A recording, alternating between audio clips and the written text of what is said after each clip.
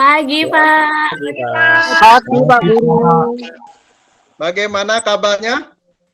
Baik, Baik, Pak. Baik, Pak. Sehat? Sehat.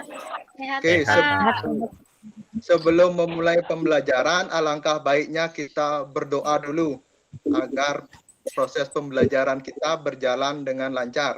Untuk ketua kelasnya, untuk Ahmad Mulyadi, Bapak minta tolong untuk pimpin kelasnya. Ya, silakan. Oke, ya Pak. Untuk memulai kegiatan pembelajaran pagi hari ini, mari kita bersama-sama berdoa menurut agama dan kepercayaan masing-masing. Berdoa dimulai. Berdoa selesai. Beri salam kepada Bapak Guru. Assalamualaikum. Selamat siang, Pak Guru. Pagi, Pak. Selamat pagi semuanya. Bapak ingin mengecek dulu kehadirannya sebelum mulai pembelajaran. Sampul. Hadir, Pak. Sundaya. Hadir, Pak. Arida. Hadir, Pak. Eki. Ya, Pak. Oke, berarti semua sudah hadir. Terima kasih sekali. Sudah? Pak, saya belum Sebelumnya kita absen, Pak. Mulyadi. Dipanggil. Iya, Pak. Ya, terima kasih. Ini bangkit apa? Pak Bangkit, ada Bangkit? Apa? Ada, Bapak. Hadir. Pak. Pak absen, sakit kaki katanya Pak. Berapa? Oh, ya. Ya, semoga cepat sembuh. Sekolah, Pak. Untuk selanjutnya kita akan mulai dengan yang namanya yel-yel sekolah kita untuk meningkatkan yang namanya motivasi anak-anak. SMP Negeri 2 Abian Semal hebat. SMP Negeri 2 Abian Semal Hebat. kurang keras, kurang semangat, lebih keras lagi. SMP Negeri 2 Abian Semal Hebat. Oke, sudah. Terima kasih. Untuk selanjutnya, kita akan menyanyikan lagu nasional. Lagu nasional kali ini yang Bapak pilih adalah Satu Nusa, Satu Bangsa. Sudah? Sudah siap? Kita mulai. Sudah. Satu Nusa,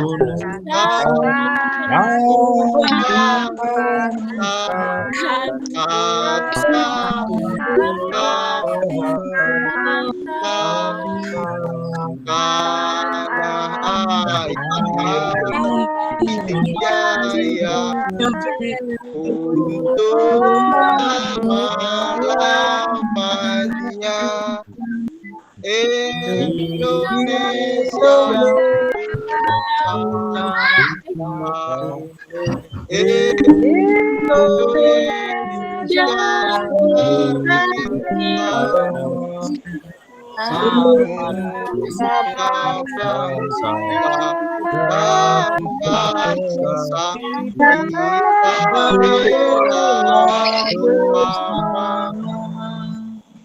Oke, terima kasih anak-anak.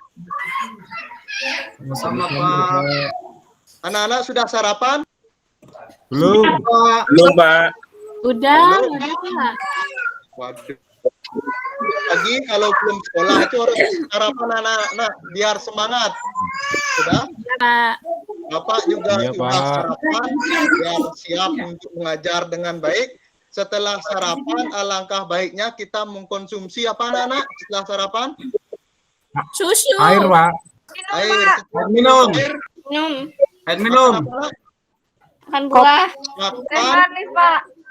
manis. Pisang. Makan. Samsul makan apa? Pisang. Setelah Pisang. minum. Eki makan apa Eki setelah selesai makan? Bagusnya mengkonsumsi apa setelah minum? Buah Pak. Buah, oke, terima kasih. Bapak memiliki 2 buah. Wah, Apel. mau, Pak. Yang mana anak-anak suka? Apel. Apel, Pak. Apa? Yang Pisang, di Pak. sebelah kanan Bapak ini ada apel Malang. Yang di sebelah kiri adalah salak Bali. Salak Bali, Pak. Salah Bali, Pak. Salah Bali atau apel Malang? Apel Malang, Pak. Pak. Apel, Malang, apel. Nah, kenapa bisa apel Malang yang jauh dari Malang bisa sampai ke Bali? Kenapa anak-anak? Karena dikirim, Pak. Dibawa Di- truk, Pak. Dikirim. Dibawa truk, dikirim. Oke. Mengapa bisa dijual sampai ke Bali anak-anak? Karena di Bali tidak ada apel Malang, Pak. Ya, terima kasih. Anak Bapak yang ganteng, Pak Bangkit. Bangkit, terima kasih. Jawabannya luar biasa. Jadi di Bali itu tidak ada yang namanya, Buah apel. tidak ada apel Malang. Sudah? Bapak lanjutkan kembali anak-anak pada pertemuan kita kali ini. Sudah? Mengapa ada pentingnya yang namanya perdagangan antar daerah.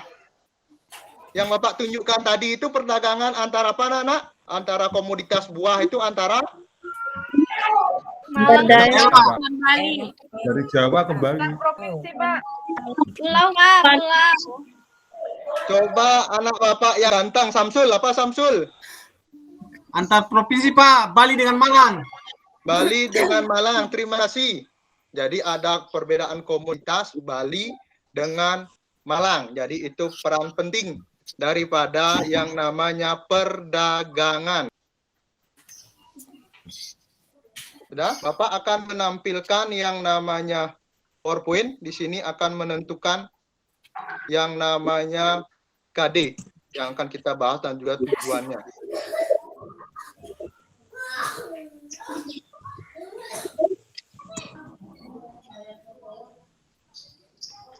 Nah, KD yang kita pelajari 3.3 untuk menganalisis keunggulan dan keterbatasan ruang dalam permintaan dan penawaran teknologi serta pengaruhnya terhadap interaksi antar ruang bagi kegiatan ekonomi, sosial, budaya di Indonesia dan negara-negara ASEAN.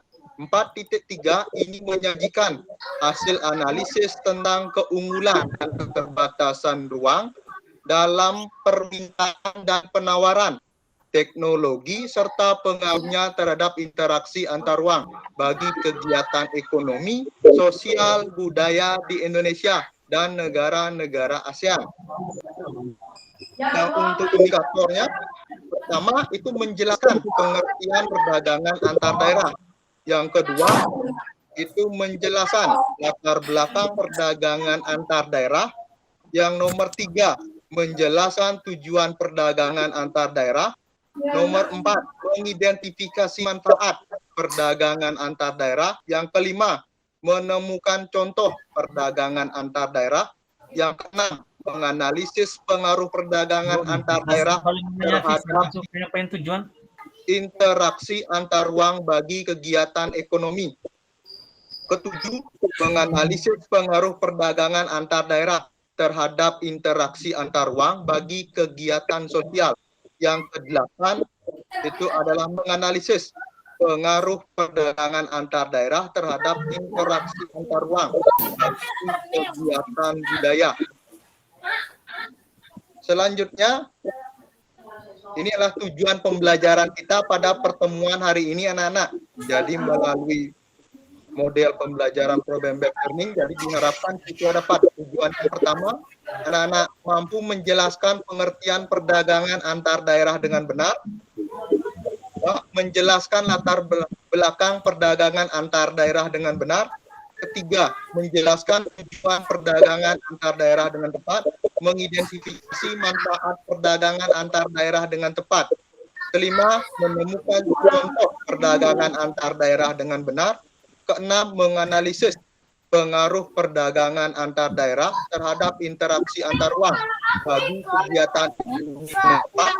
Tujuh, menganalisis pengaruh perdagangan antar daerah terhadap interaksi antar ruang bagi kegiatan sosial dengan tepat. 8, menganalisis pengaruh perdagangan antar daerah terhadap interaksi antar ruang bagi kegiatan budaya dengan tepat. Nah, selanjutnya Bapak akan menyampaikan yang namanya penilaian. penilaian kita dalam pembelajaran kali ini adalah ada penilaian sikap, kemudian penilaian pengetahuan, dan juga penilaian keterampilan. Nah, anak-anak baca tadi kan anak dari yang namanya tujuan pembelajaran kita pada pertemuan hari ini. Sudah? Halo? Mana? Sudah Pak, sudah. Ya, ya Pak. Oke. Selanjutnya, Bapak ada hadiah buat anak. Nah, hadiahnya berupa video. Jadi akan Bapak tampilkan video.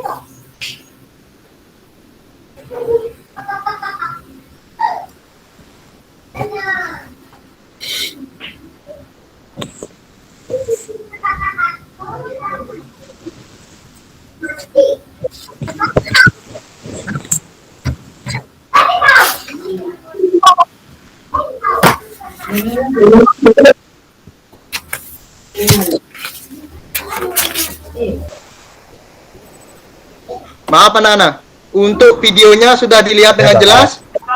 Sudah Pak. Sudah. Video apa yang Bapak tampilkan? Coba anak Bapak yang cantik. Coba Yuni.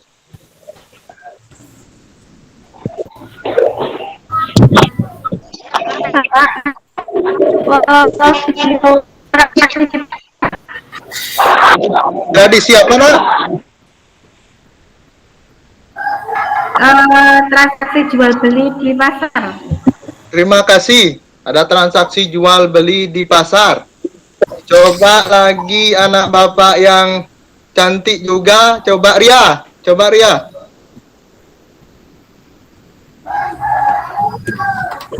Ya Pak. Halo. Ya Pak. Ya, ya silakan Ria. Jual beli Pak. Pertukaran barang, pertukaran uang menjadi barang Pak. Proses jual beli. Oke, terima kasih. Dalam video tersebut ada budayanya tidak anak-anak? Ada Pak. Ada Pak. Coba Samsul, apa budayanya Samsul? Yang nampak yang saya nonton tadi Pak, budaya Bali kalau tidak salah. Ya, terima kasih. Ada budaya Bali. Nah, untuk memperjelas dari pertanyaan-pertanyaan yang telah Bapak sampaikan dan juga jawaban anak-anak, Bapak akan tampilkan yang namanya PowerPoint. Jadi agar tidak terjadi yang namanya miskonsepsi. Jadi kita tepat dalam memahami yang namanya materi pembelajaran. Pada materi kita kali ini adalah perdagangan antar daerah.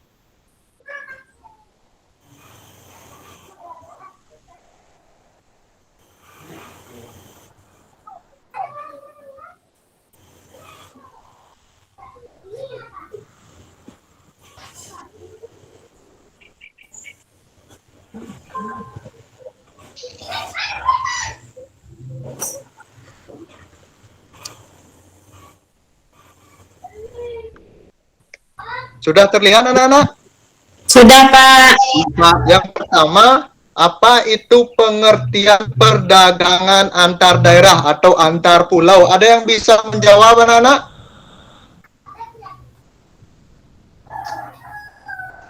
Ya Pak. Pak.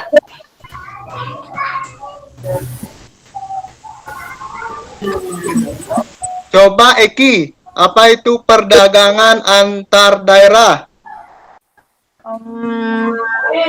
Jual beli yang dilakukan antar dua daerah yang berbeda, Pak. Jadi misalnya kayak Bali sama Malang tadi, Pak.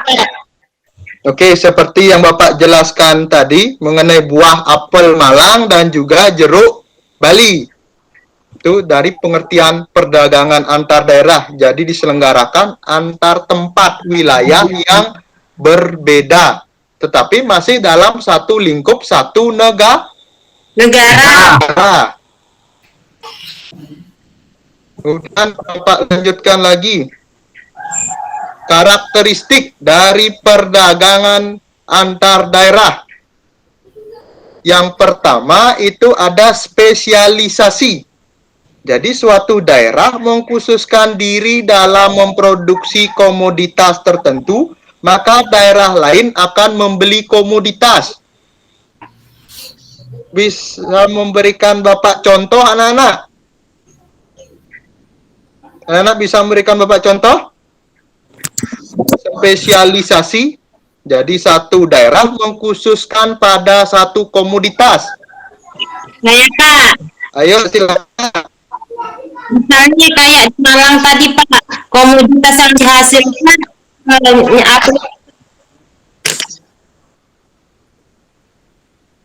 Oke, terima kasih. Jawaban yang sangat baik. Yang nomor 2, biaya produksi yang rendah. Untuk memproduksi barang dengan biaya yang rendah, jadi dilakukan dengan pertukaran barang. Jadi satu barang dengan barang lain. Bisa memberikan Bapak contoh anak-anak? Cara kita. Ya, terima kasih Nak atas jawabannya. Nomor 3, ada yang namanya pertukaran barang. Jadi pengadaan barang di daerah tidak memiliki persediaan dari daerah yang kemampuan produksinya surplus. Jadi ada daerah yang produksinya banyak, ada daerah yang produksinya sedikit. Bapak ambil contoh, jadi Bapak berikan contoh sedikit. Untuk di Bali ada yang namanya salak Bali, terkenal dengan kualitasnya yang bagus, dijadikan sebagai produk ekspor, produk unggulan di Bali. Sedangkan daerah lain, daerah Lumajang, daerah Banyuwangi itu terdapat juga salak. Tetapi yang lebih diuntungkan, jadi produksi salak yang unggulan itu adalah produksinya dari Bali. Seperti itu anak-anak. Kemudian yang keempat, saling kerjasama. Jadi berpindah dari satu daerah ke daerah yang lain. Jadi semangat kerjasama di antara para pedagang. Ada yang mampu memberikan Bapak contoh anak-anak?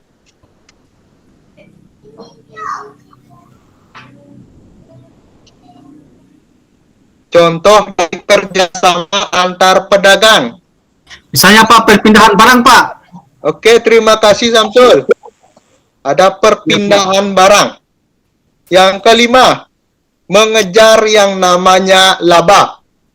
Jadi produsen ingin menjual barang di tempat dia mendapatkan yang namanya keuntungan maksimal. Siapa lagi yang belum memberikan contoh? Tolong berikan Bapak contoh anak-anak. Itu Pak, saya Ya, mungkin di daerah tertentu itu musim durian dan harganya mahal, terus si pedagang itu mengambil ke daerah lain yang lebih banyak menghasilkan durian, otomatis harganya murah, kemudian dibawa untuk dijual ke daerahnya Pak. Baik, bagus sekali jawabannya Mar. Lanjut, yang keenam, kepuasan maksimum. Jadi mencapai kepuasan maksimum melalui pertukaran. Kepuasan maksimum itu didapatkan dari konsumen, itu dia bisa memilih banyak barang atau produk. Bisa memberikan contoh lagi anak-anak?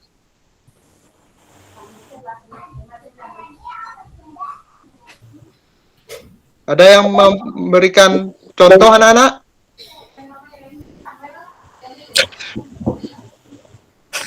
Cukup Pak, cukup. Ya, jadi Bapak ambil contohnya ada salak Bali, ada salak Lumajang, itu ada berarti konsumen itu dia memiliki yang namanya pilihan, jadi banyak pilihan.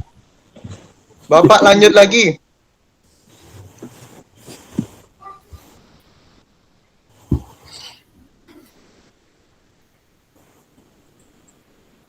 Manfaat perdagangan antar pulau. Yang pertama itu memperbanyak lapangan kerja untuk masyarakat. Jadi perdagangan antar pulau akan mendorong peningkatkan jumlah produksi. Jadi yang meningkatkan membutuhkan tenaga kerja yang banyak. Jadi untuk mengurangi pengangguran. Yang nomor 2, memenuhi kebutuhan konsumen. Jadi dengan perbedaan sumber daya alam yang ada, maka setiap pulau memiliki kelebihan dan kekurangan untuk memenuhi kebutuhan masyarakat. Nomor 3, meningkatkan produktivitas. Dari adanya perdagangan antar pulau akan meningkatkan jumlah permintaan dan penawar dari barang dan jasa. Ya sudah anak-anak. Setelah anak-anak menonton, melihat yang namanya PowerPoint Bapak tadi, ya, anak-anak mampu yang namanya menghubungkan dengan video yang telah Bapak berikan sebelumnya. Video apa yang Bapak berikan sebelumnya, anak-anak? Video jual beli Video jual beli atau kondisi di Pasar Badung. Nah, berdasarkan yang namanya video tersebut, kemudian Bapak memberikan anak-anak yang namanya materi, Jadi di PowerPoint anak-anak dapat, jadi anak-anak dapat mengetahui, memahami yang namanya perdagangan antar daerah. Ya, perdagangan antar daerah.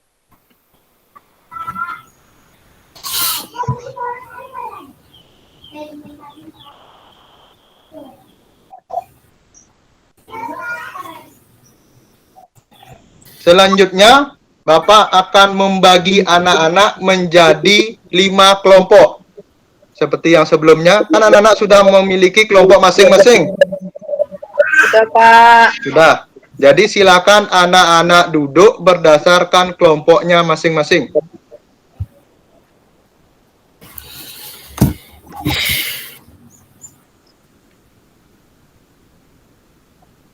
Sudah? Sudah siap semua anak-anak? Sudah, Pak. Bapak akan memberikan anak-anak yang namanya LKPD, jadi lembar tugas. Nah, dalam LKPD tersebut terdapat yang namanya link video. Jadi anak-anak silakan buka di HP link video tersebut. Nanti anak-anak analisis, jadi anak-anak diskusi dengan kelompoknya masing-masing. Sudah? Jadi selain mendapatkan informasi di sumber buku, di buku paket, di buku pendamping, anak-anak juga boleh. Jadi mencari informasi di internet. Jadi untuk menambah yang namanya materi. Jadi informasi anak-anak dalam menyelesaikan yang namanya tugas dari Bapak. Hah? Sudah semua mendapatkan yang namanya tugasnya, anak-anak? Kelompok 1 sudah? Sudah. Kelompok 2? Sudah.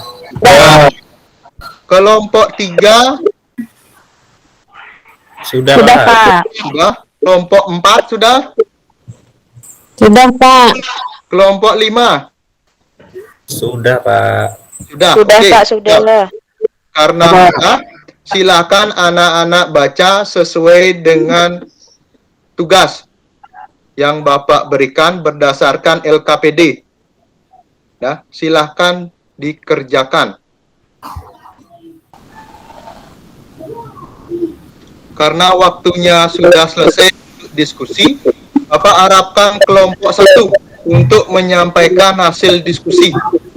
Silakan kelompok 1 menampilkan hasil diskusi, kemudian akan ditanggapi oleh kelompok 2. Untuk kelompok 1, Bapak persilakan menanggapi hasil, mengkomunikasikan hasil diskusinya. Silakan anak-anak.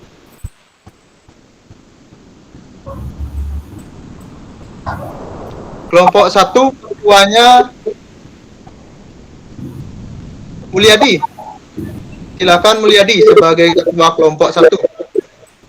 Ya, Pak. Saya akan ini, Pak. Ini presentasi, Pak, ya.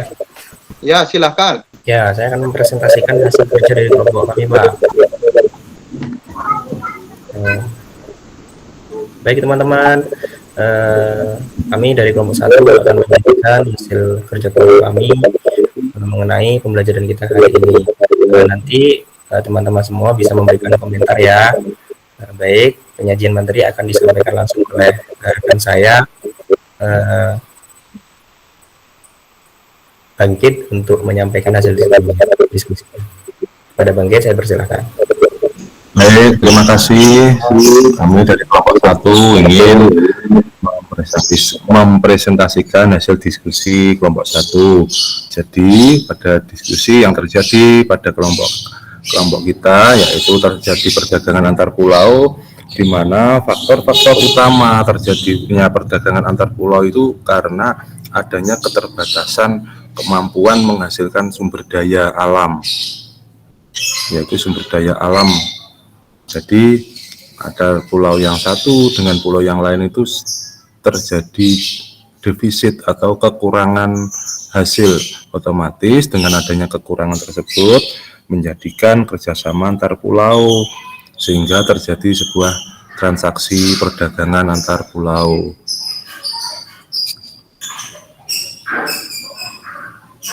Sekian, terima kasih. Terima kasih jawaban yang luar biasa dari anggota kelompok 1. Kelompok 2, tanggapan kelompok 2 bagaimana oleh ketuanya Eki? Mungkin hasil tanggapan dari video kelompok 1 tersebut, bagaimana tanggapannya? Ya Pak, sudah cukup Pak. Oke, terima kasih. Nah, berdasarkan pembelajaran kita sebelumnya, apakah ada anak-anak yang mau menyimpulkan? Menyimpulkan dari apa itu perdagangan antar daerah?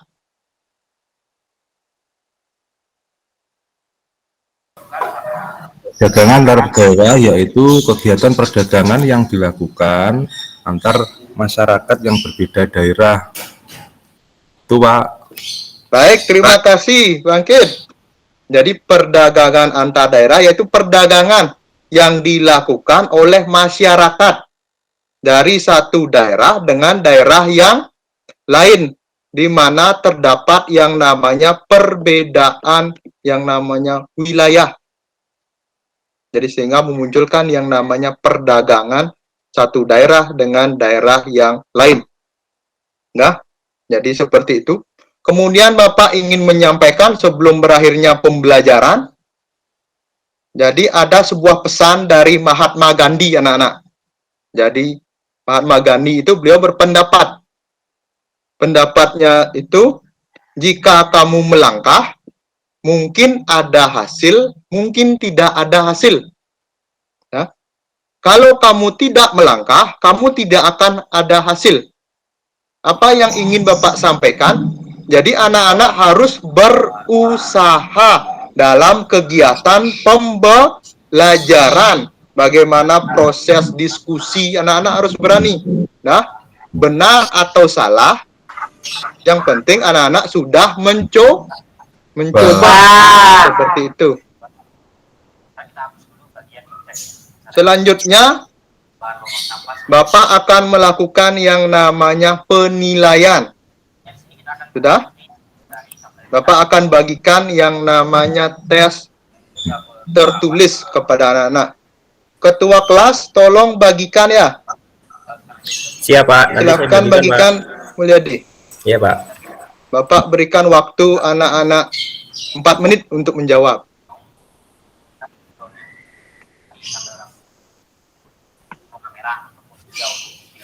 Nah, atau kalian ingin menggunakan background tabel itu dari isi video kalian, berarti kalian screenshot dulu isi dari video Sudah, kalian. karena waktunya sudah selesai berakhir, silakan dikumpul. Nah, untuk pembelajaran selanjutnya, materi kita adalah perdagangan antar negara, khususnya dengan negara-negara di ASEAN.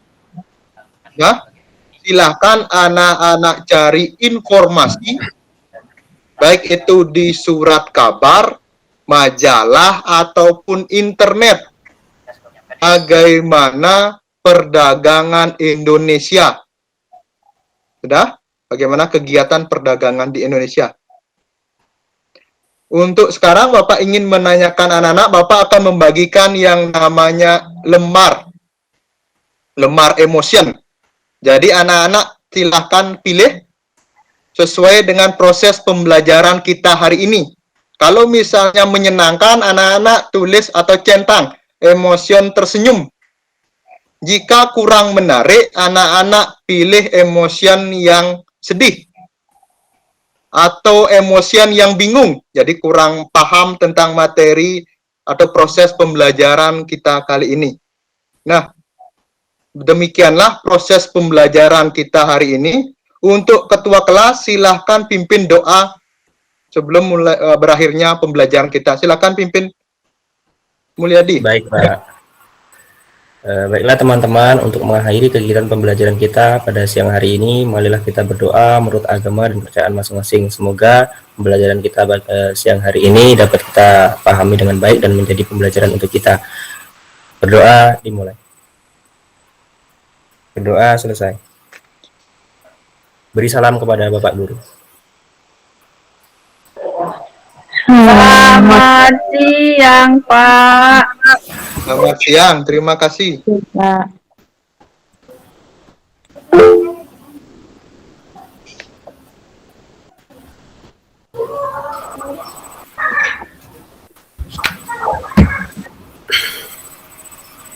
Sudah Pak Wayan?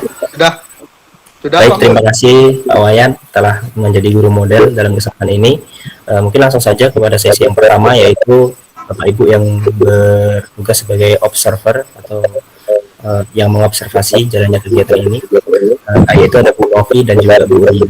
Pada Bu Novi terlebih dahulu saya persilakan untuk menyampaikan hasil observasinya. Ya, baiklah Pak. Kalau untuk Pak Wayan sebagai model kali ini, untuk sintaknya semua sudah kelihatan, semua sudah baik. Saya rasa cuma itu aja Pak. Udah bagus Pak Wayan. Baik, terima kasih Bu. Baik, terima kasih Bu Novi. Selanjutnya untuk yang kedua, yaitu komentar dari atau tanggapan dari Bu Ria sebagai observer yang kedua. Kepada Bu Ria saya persilakan. Ya, terima kasih Pak Ahmad. Maaf, menurut saya udah sangat baik ya Pak. Apalagi terlebih saya memperhatikan sintaksnya. Pak Wayan udah melaksanakan sesuai dengan sintaksnya dengan baik, dan juga yang saya apresiasi dan sangat saya apresiasi itu Pak Wayan itu kalau nanya siswa itu dia langsung sebut nama gitu Pak, jadi nggak ngambang gitu, jadi tahu siapa. Kadang-kadang kan siswa kalau misalnya kita tanya sebenarnya dia tahu jawabannya, dia diem-diem aja gitu kan Pak, gitu. Makanya di sini saya mungkin akan ngikutin gitu, oh ternyata kalau kita mau respon lebih baik kita langsung sebut nama gitu, jadi siswa yang lain namanya tidak disebut akan bersiap-siap, oh mungkin nanti berikutnya akan aku yang ditanya gitu. Jadi menurut saya udah sangat baik ya Pak sintaksnya, videonya, dan juga yang saya apresiasi selanjutnya adalah Pak Wayan tuh bisa gitu Pak nyari apa yang berhubungan dengan daerahnya dengan materi pembelajaran gitu, karena saya kesulitan di situ. Oke, terima kasih Pak. Terima kasih. Terima kasih Bu Ria. Baik, untuk selanjutnya Bapak Ibu, saya mohon maaf tadi kelupaan, seharusnya tadi Pak Wayan memberikan refleksinya terlebih dahulu, tapi saya langsung ke observer. Jadi untuk yang tahap kedua ini saya kembalikan lagi ke Pak Wayan untuk menyampaikan hasil refleksinya. Silakan Pak Wayan. Baik, terima kasih atas kesempatannya. Untuk refleksi dari per-teaching yang saya lakukan, saya masih mengalami yang namanya kebingungan, keraguan-raguan dalam menentukan yang namanya sintak. Pertama jadi bingung. Setelah proses ini apa yang harus kita lakukan, seperti itu. Jadi ada keraguan-raguan jadi dalam hal proses pembelajaran. Jadi mungkin hanya ide-ide dalam hal terlintas, kemudian juga dalam hal penyajian atau gaya bahasa mungkin agak membingungkan. Jadi bahasanya itu belum sesuai dengan kaidah-kaidah bahasa Indonesia yang baik dan benar. Jadi mungkin nanti dalam hal proses pembelajaran, action di lapangan itu bisa membuat siswanya menjadi bingung atau memunculkan yang namanya ambigu, seperti itu. Terima kasih, Pak Mul. Ya, baik Pak Wayan, terima kasih banyak atas refleksi yang sudah disampaikannya. Mudah-mudahan nanti akan mendapatkan tanggapan dari Pak Yamin selaku guru pamong kita, termasuk dari apa yang telah disampaikan juga oleh ibu-ibu observer tadi. Kemudian selanjutnya untuk yang tahap selanjutnya yaitu tanggapan dari Pak Yamin selaku guru pamong kita untuk memberikan masukan-masukan kepada apa yang telah ditampilkan oleh Pak Wayan. Pada Pak Yamin saya persilahkan Pak. Terima kasih, selamat Pak Wayan sudah menyelesaikan deg-degannya sehingga menjadi lebih longgar setelah ini. Besok setidaknya nanti malam Pak Wayan bisa tidur lenyak, yang lain masih mikir mau ngajar seperti apa. Dan pada tampilan yang ketiga Pak Wayan sudah lebih berpikir secara rasional, tertata secara enak, sehingga nanti yang keempat kira-kira lebih bagus lagi nanti.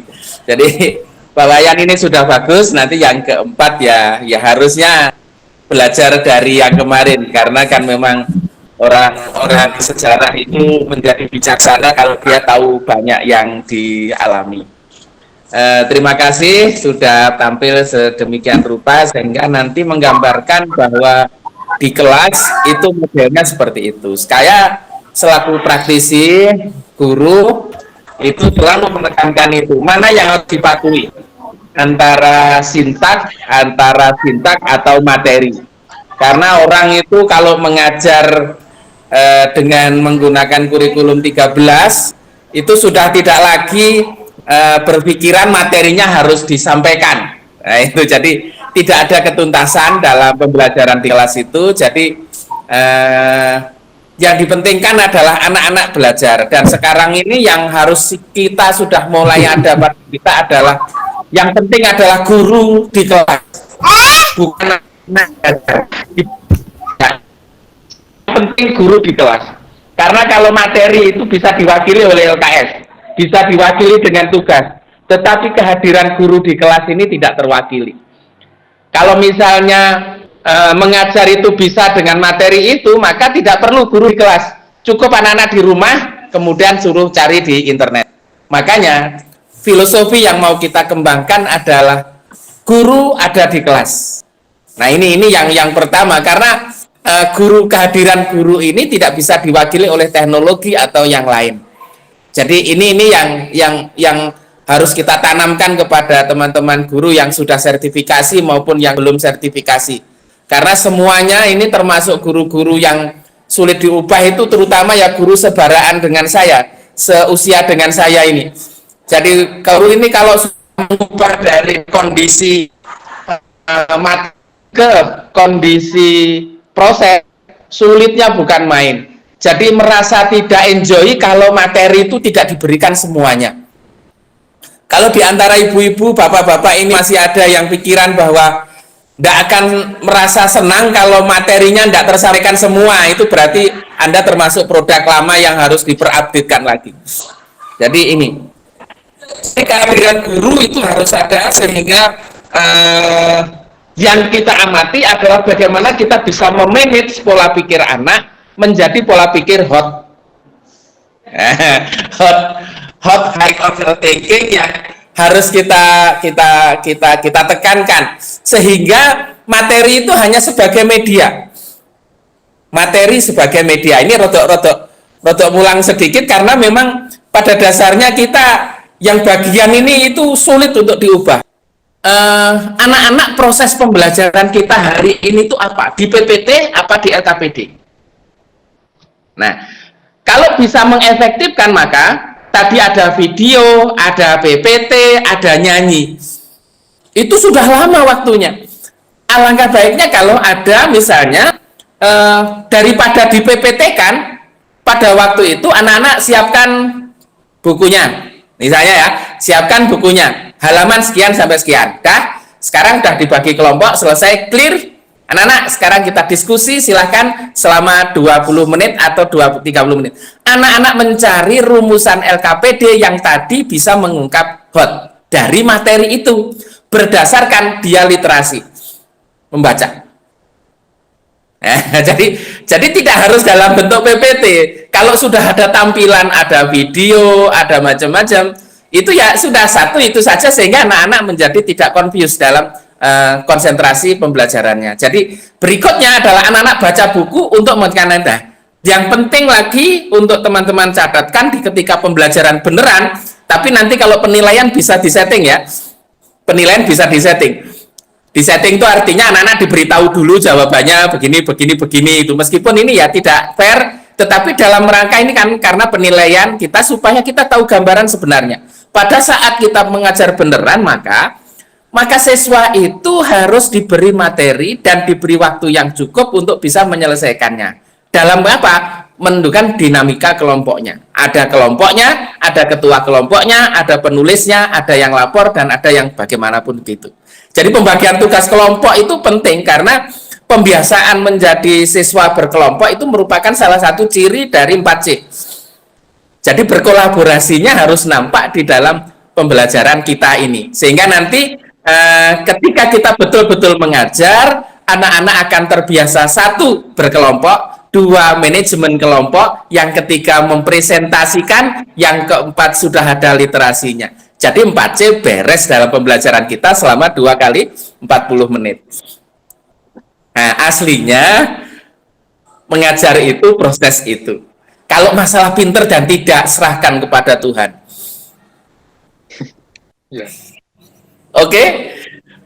Itu Pak Mul yang bisa saya sampaikan.